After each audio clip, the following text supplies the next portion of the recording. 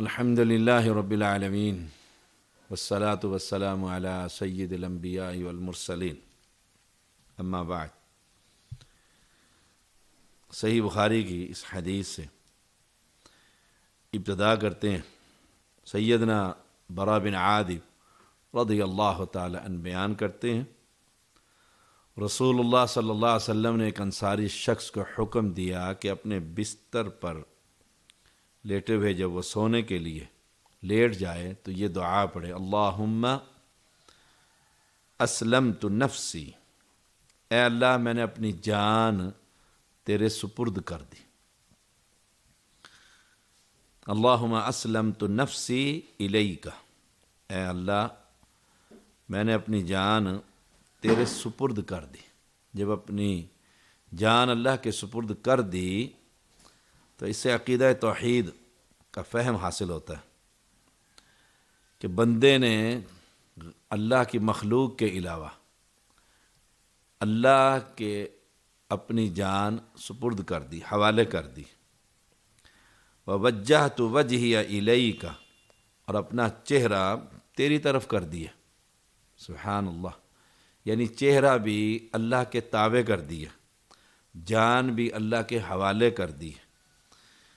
اس عقیدے کے تحت کہ اللہ ہی حفاظتیں کرنے والا ہے، اللہ ہی سب کچھ کرنے والا ہے۔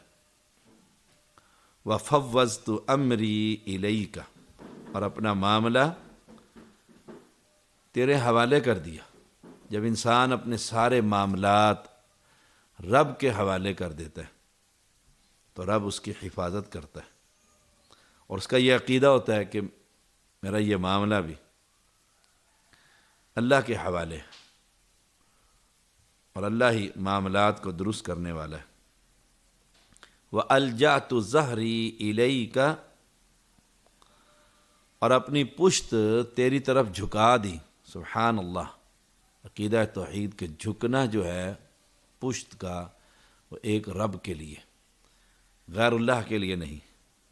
اور امت محمدیہ کی اکثریت غیر اللہ کے سامنے رکوع اور قیام اور سجدے کرتی ہے، اور یہاں رسول اللہ صلی اللہ علیہ وسلم تعلیم دے رہے ہیں کہ اس عقیدے کا اظہار کر۔ اے برا بن عازب رضی اللہ تعالی عنہ بیان کرتے ہیں، انصاری شخص کو پیغمبر نے حکم دیا، وَأَلْجَأْتُ ظَهْرِي إِلَيْكَ، کہ میری پشت صرف تیرے سامنے جھکتی ہے، میں نے اپنی پشت تیرے سامنے جھکا دی ہے، اپنے معاملات تیرے حوالے کر دیے۔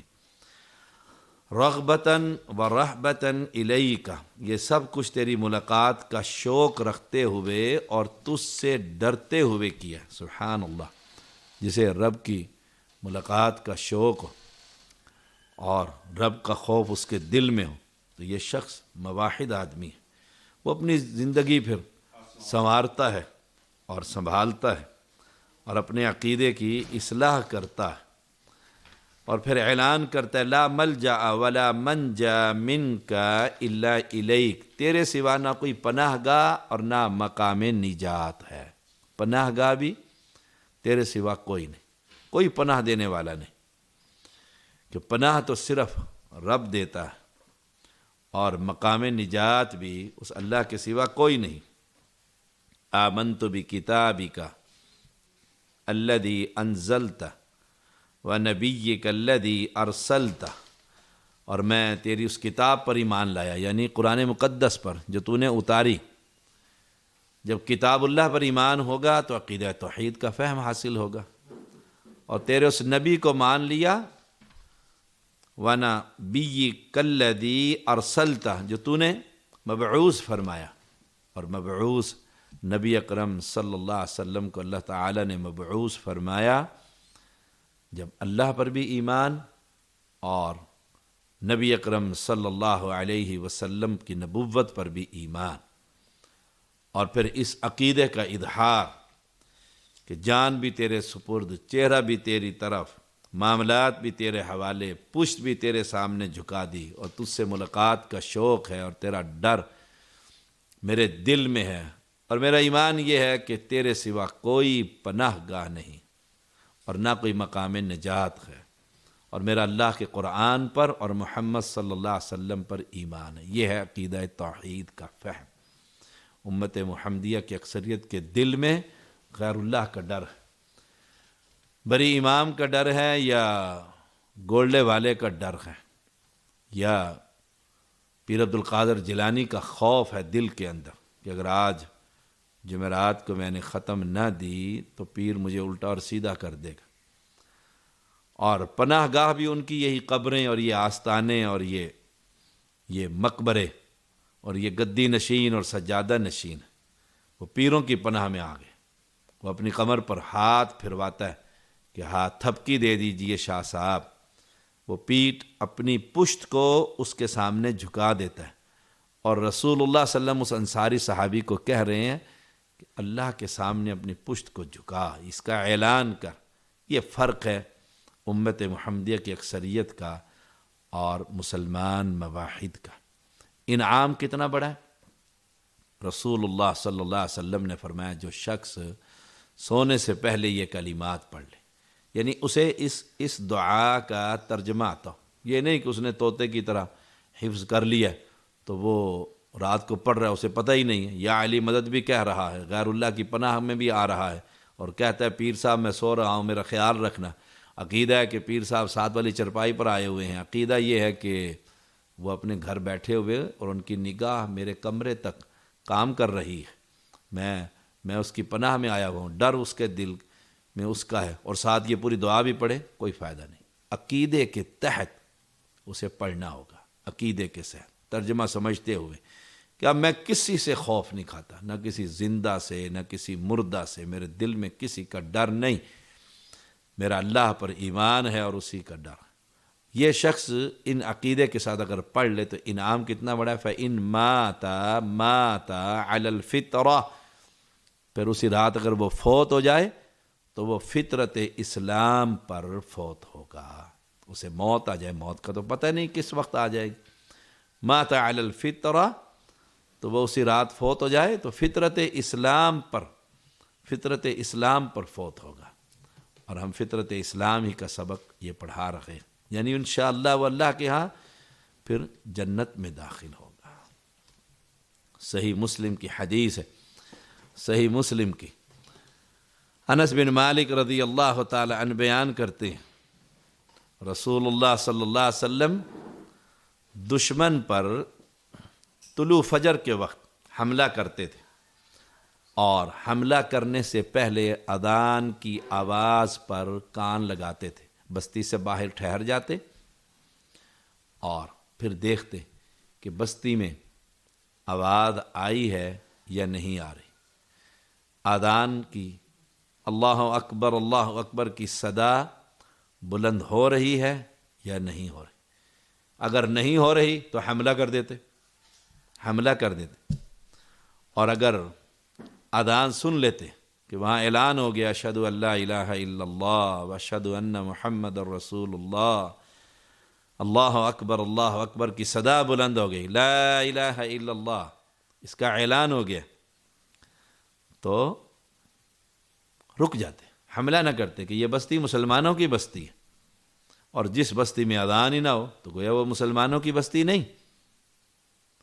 ایک موقع پر ایسا ہوا، نبی اکرم صلی اللہ علیہ وسلم نے ایک آدمی کو اللہ اکبر کہتے ہوئے سنا تو فرمایا علی الفطرہ، یہ شخص فطرت پر ہے، یعنی اسلام پر ہے۔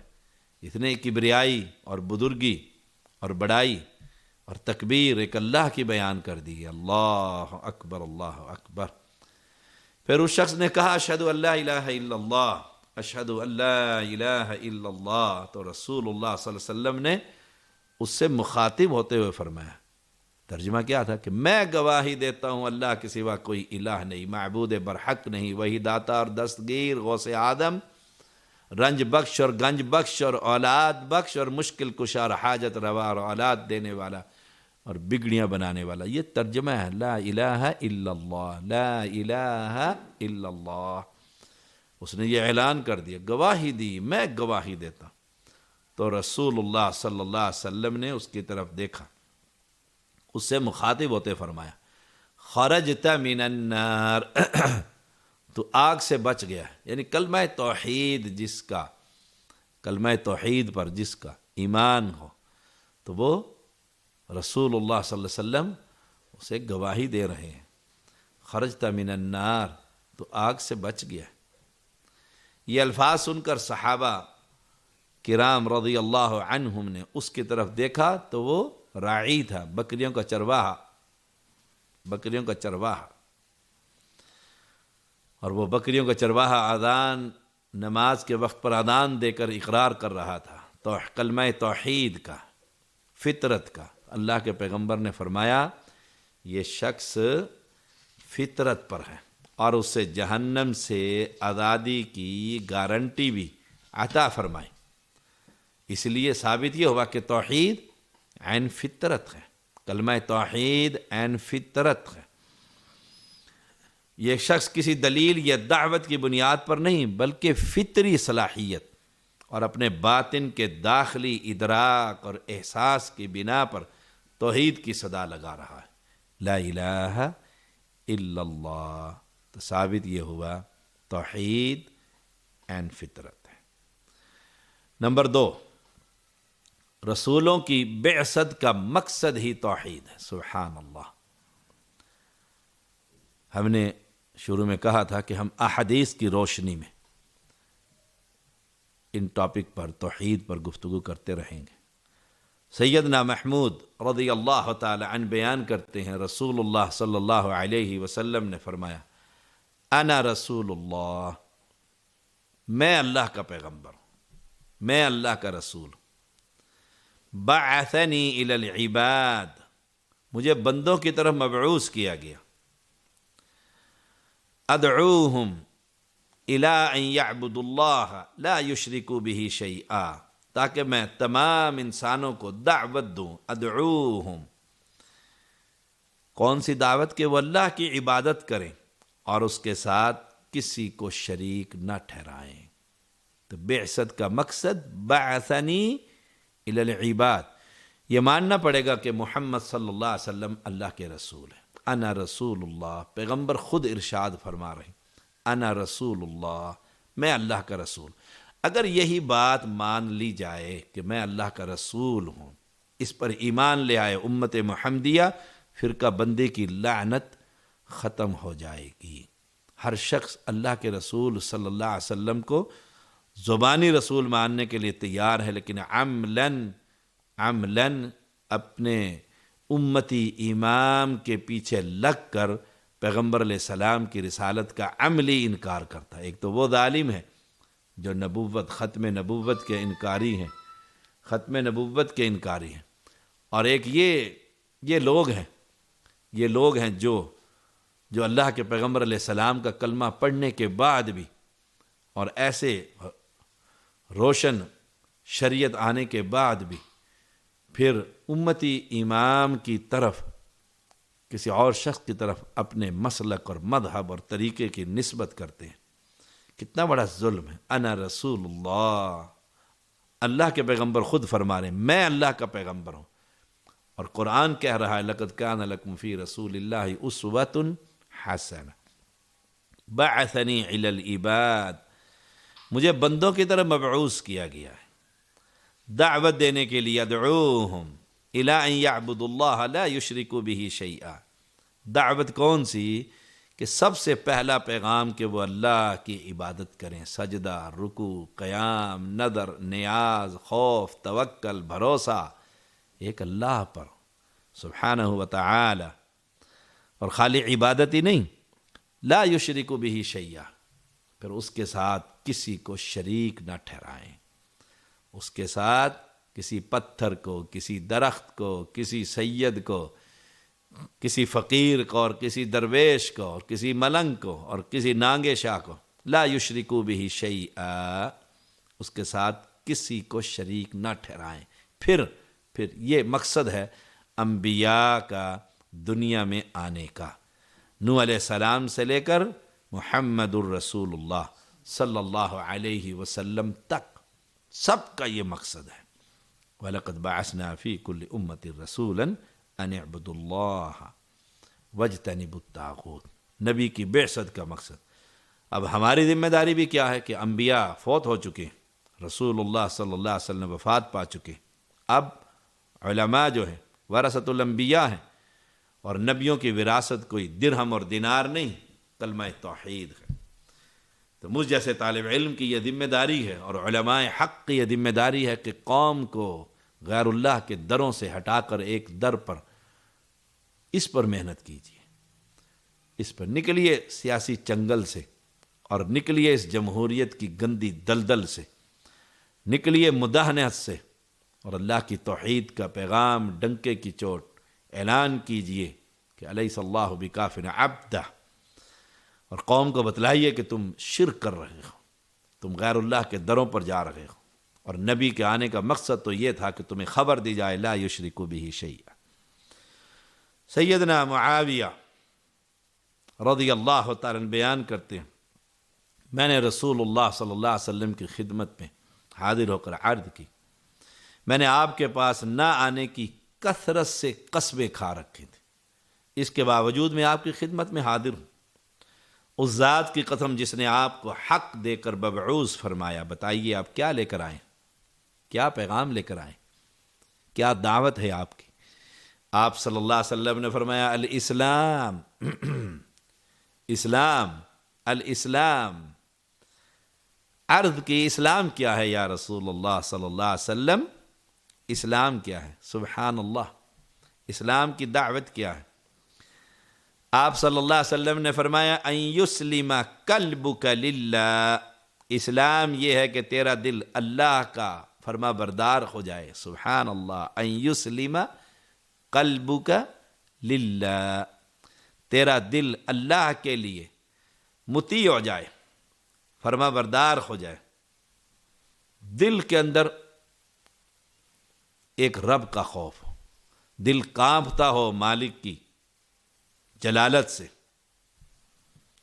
مالک کی خوف اور حیبت سے، دل ہر وقت فرما بردار ہو کہ حکم مالک کا ملے اور میں اس پر عمل کروں، اس دل میں کسی اور کی محبت نہ ہو، ڈر نہ ہو، خوف نہ ہو۔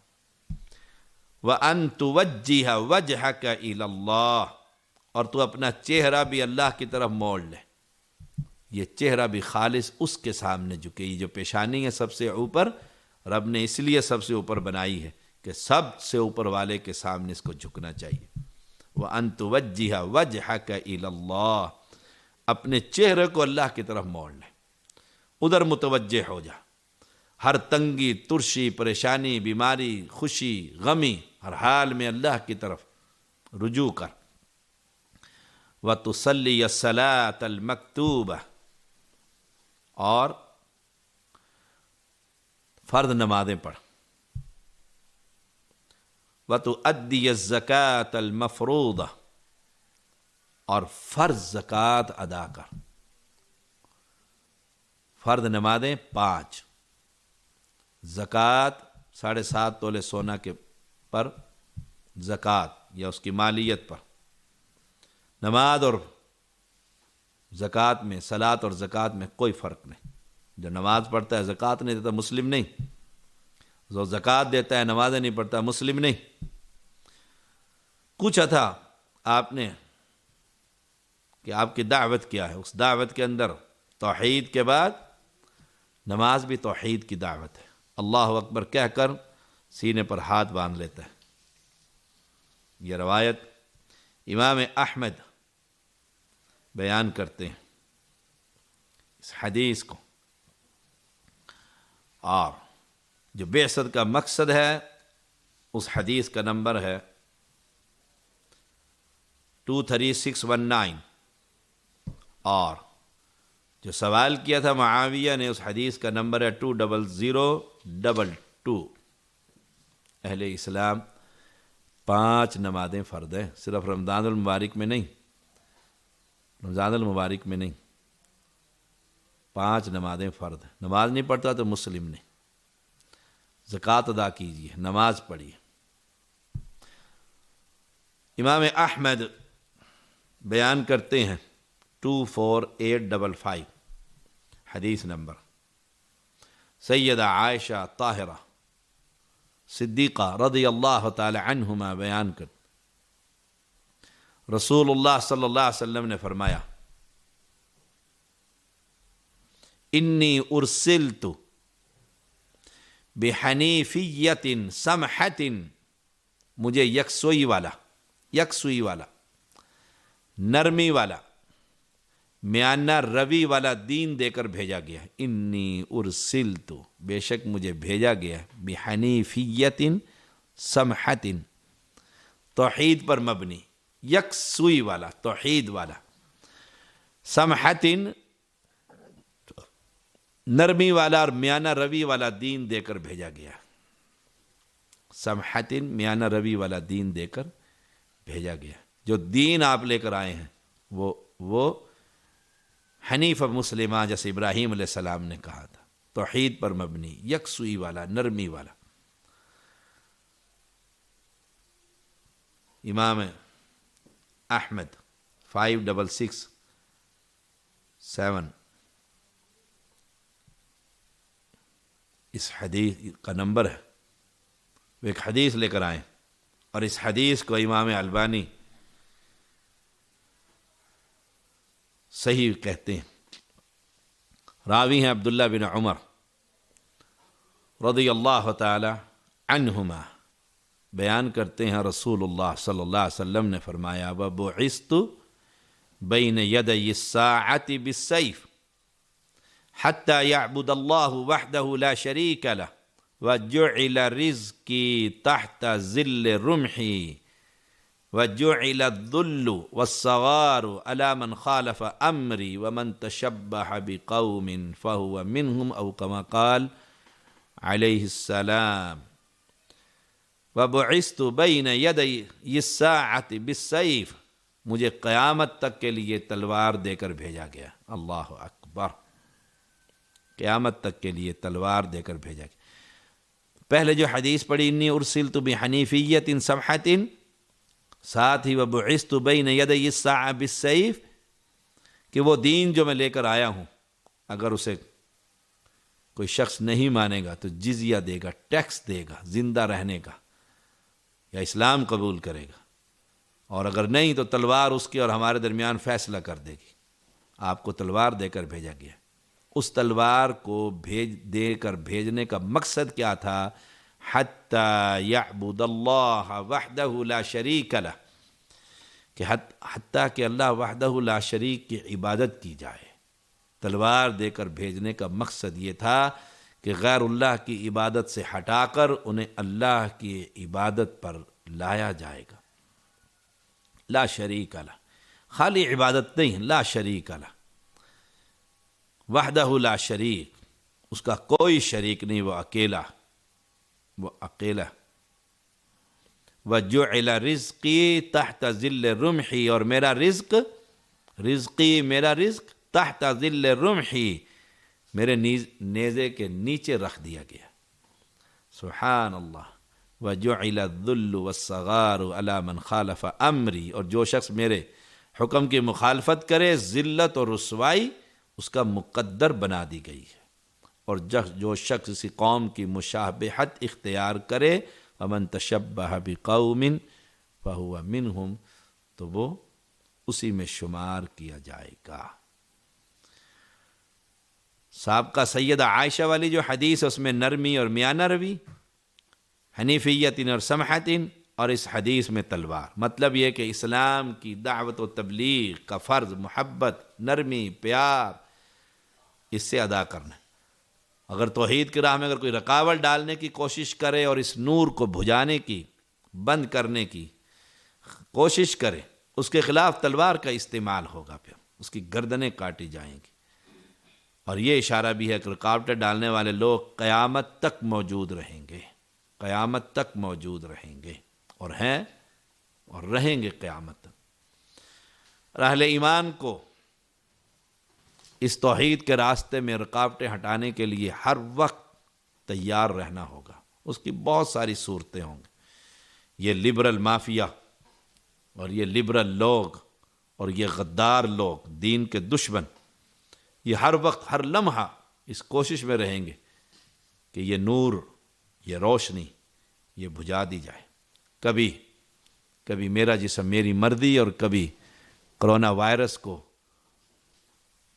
ایشو بنا کر، اور کبھی مسجدوں میں کیمرے لگا کر اور ساری دنیا میڈیا وہاں پہنچا ہوتا ہے کہ مسجد کے اندر مسجد سے سب کچھ ہو رہا ہے. اللہ اکبر. یہ رہیں گے قیامت تک.